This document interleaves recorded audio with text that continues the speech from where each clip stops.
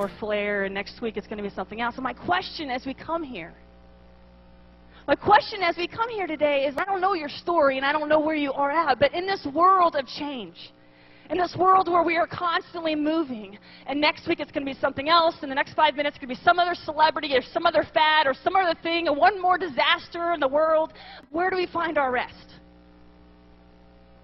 Where do we find our rest? Where do we find our roots as we talk about today?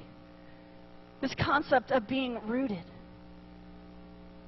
Like today at this conference, Bob already talked about this whole idea of being rooted, of those weeds.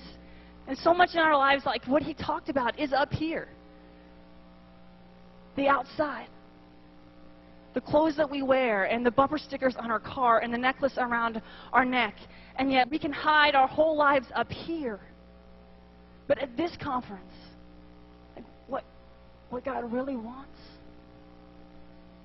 is down here. In your heart. And I don't know what's in there. See, all of us in this room, we have these deep beliefs about ourselves, about the world, and about God. And they are profound. And we can, like a lot of things, hide them in here and lock them away in the dark and in the dirt and kind of focus up here. But this is the very place that God wants to come to this weekend. I don't know what's in that heart. I don't know what's in those roots. For some of you, it might be, I've been to this conference 4 or 5 times, and nothing's changed.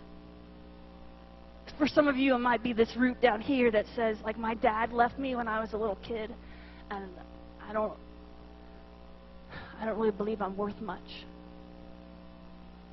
For some of you down here, it might be, I have this really dark secret and something that happened to me when I was little, and if people knew, the shame is beyond me. Some of you might be like, I got held back in 3rd grade, and even though I pretend I'm funny and I hide behind humor, I don't think I'm very smart. I don't know what's down here. But this is the place that God wants this weekend.